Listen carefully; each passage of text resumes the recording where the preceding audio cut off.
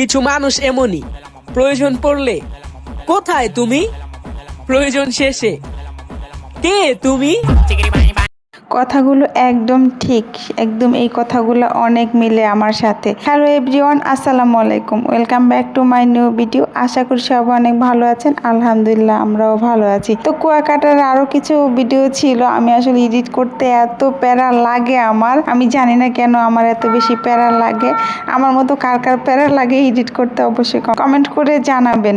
আর যাই হোক, আমরা এখন চলে আসছি গঙ্গমতী চরে, আর হচ্ছে এখানে লাল কাঁকড়া চরে দেখার জন্য। তো এখানে আমি যেদিকে তাকাচ্ছি ওইদিকে শুধু সব সোনালি ধানগুলো দেখতে পাচ্ছিলাম। তারপর আমরা চলে গেলাম গঙ্গামতির চরে। দেখেন বাচ্চাগুলো কি সুন্দর দৌড়াদৌড়ি করতেছে। আর এখানে আমার ভাগিনা কি একটা ভাব নিল, ওর একটু ভিডিও করতেছি দেখে দেখেন সরে গেল একদম। যাই হোক, তারপর আমরা ছুটছি লাল কাঁকড়ার পেছনে, যে লাল কাঁকড়া আমরা আজকে দেখবো, ধরবো। তো আমার পাশে একটা ছেলে ছিল, ও নাকি আমার সব ভিডিও দেখে, ও আমাকে দেখে বলতেছে আমি আপনার সব ভিডিও দেখি। তো ভাবলাম যে ও বলতেছে চলেন আপনাকে লাল কাঁকড়া ধরে দেই। তো ভাবলাম ও যেহেতু লাল কাঁকড়া ধরেই দিবে, তাহলে তো অবশ্যই ধরা যায় এবং নেওয়া যায়। তারপর ও লেগে গেছে লাল কাঁকড়া ধরার জন্য। আর দেখেন আমিও দৌড়ে দৌড়ে ছুটছি ওর পিছন পিছন, যে হ্যাঁ অবশ্যই লাল কাঁকড়া নিয়ে যাব এবার কুয়াকাটা থেকে ঢাকা পর্যন্ত। তো এই তো ও এখানে একটা কাঁকড়া তুলতেছিল।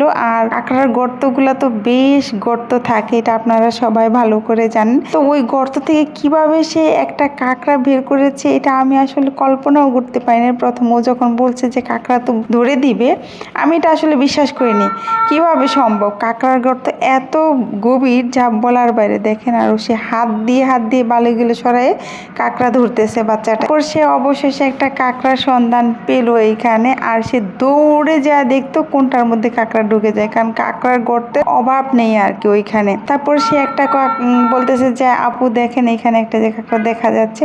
অবশেষে সে কাঁকড়াটা তুলতে পেরেছে, এটা আলহামদুলিল্লাহ। এই দেখেন কি সুন্দর লাল টুকটুকে একটা কাঁকড়া। তারপরে বোতলে ভরার জন্য আমরা বেশ খানিকক্ষণ চেষ্টা করলাম, কিন্তু বোতলের মুখটা হচ্ছে ছোট আর কাঁকড়াটা হচ্ছে বড়, সেই কারণে হচ্ছে কাঁকড়াটা যাচ্ছিল না। তো ও নিচে রাখছে, এখান থেকে আমি একটু ধরে হাতে নিয়েছি। আর আমি তো আগের বার কুয়াকাটা যখন গিয়েছিলাম তখনও কাঁকড়া ধরেছি, এই জন্য ভয়টা একটু কম লেগেছে। এটা বাসায় নিয়ে বড় করবো, তারপরে কাঁকড়া ভাজি করে খাবো। এই ধরে দাও, ধরে দাও পরে। তারপর আমি দৌড়ে চলে গেলাম একটা কাঠি আনতে, মানে একটা লাঠি আনতে, যাতে কাঁকড়াটা ভালোভাবে ধরা যায়। আর ওই ছেলেটা আমাকে বেশ কয়েকটা কাঁকড়া ধরে দিয়েছিল, মানে পাঁচটা না ছয়টা কাঁকড়া ধরে দিয়েছিল। তো আমার অনেক ভালো লাগছে। দেখেন সে কি কষ্ট করে আমার জন্য কাঁকড়া ধরতেছে। সুদূর থেকে এত দূরের মানুষ যায়, ওরা এত ভালোভাবে ব্যবহার করে, এটা তাহলে একটা মানে ভালো লাগার বিষয়, যে না আসলে ওইখানে পর্যটক যায়, ওরা ওদের দেশের এলাকা গ্রাম ওরা অন্যরকমভাবে দেখে আর কি। তো ও আমাকে বেশ কয়টা কাঁকড়া ধরে দিয়েছে। তারপর ওইখান থেকে কাঁকড়া ধরে আমি চলে যাচ্ছিলাম। যাওয়ার সময় আমরা কিছু সিনেমেটিক শট নিয়েছি, আর এখানে একটু স্লো মোশন সিনেমেটিক শট নিয়েছিলাম। ভিডিওটা কেমন হয়েছে অবশ্যই কমেন্ট করে জানাবেন। তো এইখানের এই ভিডিওটা দেখে তো আমার অনেক ভালো লাগতেছিল। আর যখন সূর্যাস্ত যাবে অবস্থায়, ওই অবস্থাতে আবারও ভিডিও করা, আর আগেও কিছু করা ছিল একটা আমার ড্রেসের।